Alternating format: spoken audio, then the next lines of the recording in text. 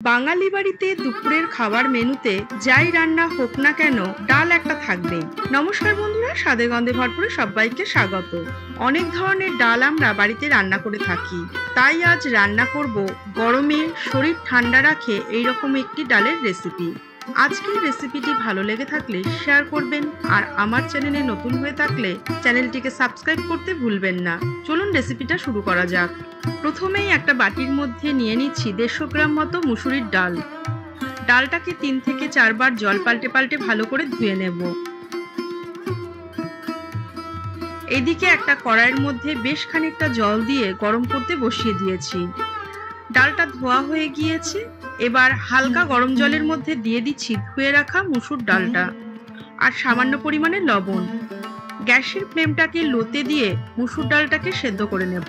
ডাল সেদ্ধ করার সময় সবসময় গ্যাসের ফ্লেমটা মিডিয়াম টু লোতে রেখে একটা ঢাকা দিয়ে রান্না করলে ডালটা তাড়াতাড়ি সেদ্ধ হয়ে যায়।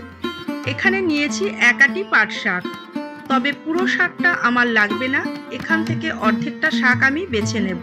2-1টা পাতা একটু বেছে দেখিয়ে দিচ্ছি।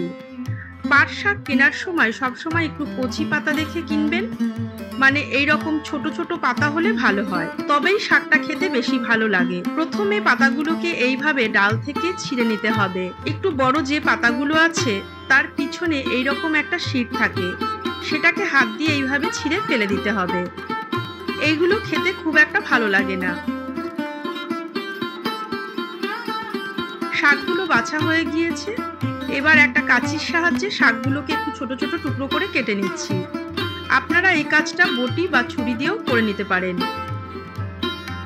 এইবার শাকগুলোকে খুব ভালো করে ধুয়ে নিয়ে একটা স্ট্রেনারের মধ্যে রেখে দেব, যাতে পুরো জলটা ঝরে যায়।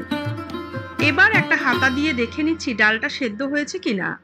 ডালটা সেদ্ধ হয়ে গিয়েছে, তবে একদম গলে যায়নি। আমি একটা ডালের কাটার সাহায্যে ডালটাকে একটু কাটা দিয়ে নিচ্ছি, এতে ডালটা একদম গলে যাবে। আর আপনাদের কাছে এইরকম ডালের কাটা না থাকলে ডালটাকে আরেকটু ভালো করে সেদ্ধ করে নেবেন।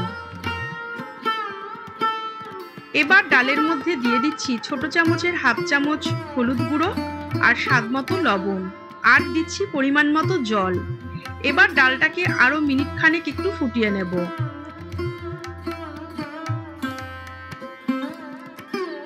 অন্য আরেকটা কড়াই বসিয়ে তার মধ্যে দিয়ে দিচ্ছি বড় চামচের 1 চামচ মতো সর্ষের তেল। তেলটাকে গরম করে নিয়ে দিয়ে দিচ্ছি অর্ধেক করে রাখা একটা তেজপাতা, ছোট চামচের 1/2 চামচ করে মেথি আর রাঁধুনি। এবার এটাকে কয়েক সেকেন্ড ভাজার পর ফোড়নটা থেকে যেই একটা মিষ্টি গন্ধ বেরোচ্ছে দিয়ে দিচ্ছি কেটে ধুয়ে রাখা পাট শাকগুলো।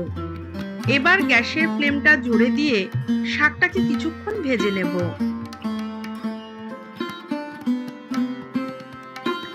শাকটাকে ভাজতে ভাজতে এইদিকে এক টুকরো আদা নিয়ে সেটাকে থেতো করে নিচ্ছি। শাকটা ভাজা হয়ে গিয়েছে, এর থেকে খুব বেশি ভাজার প্রয়োজন নেই। এইবার মাঝখানটা এইভাবে একটু ফাঁকা করে নিয়ে দিয়ে দিচ্ছি থেতো করে রাখা আদাটা। আদাটাকে দিয়েও আরো কিছুক্ষণ একটু নাড়াচাড়া করে নিচ্ছি শাকের সাথে। আমি এখানে থেতো করে রাখা আদা দিয়েছি, আপনারা আদাটা বেটেও দিতে পারেন। দিয়ে দিচ্ছি আগে থেকে সেদ্ধ করে রাখা ডালটা, আর দিচ্ছি ছোট চামচের 1/2 চামচ মতো চিনি। চিনিটা আপনারা দিতে অপছন্দ করলে নাও দিতে পারেন। এবার ডালটাকে আরো মিনিট 2 সময় ধরে ভালো করে ফুটিয়ে নেব, যাতে শাকের পুরো গন্ধটা ডালের মধ্যে ঢুকে যায়। এই ডালটা খুব একটা পাতলা হবে না, একটু ঘনই হবে। তৈরি হয়ে গিয়েছে আমার আজকের রেসিপি পাট পাতার ডাল। একদিন দুপুরের মেনুতে এই ডালটা বানিয়ে দেখুন, আগে কখনো না খেয়ে থাকলে। আশা করি ভালো লাগবে। আবারও ফিরে আসবো এইরকম অন্য কোনো রেসিপি নিয়ে।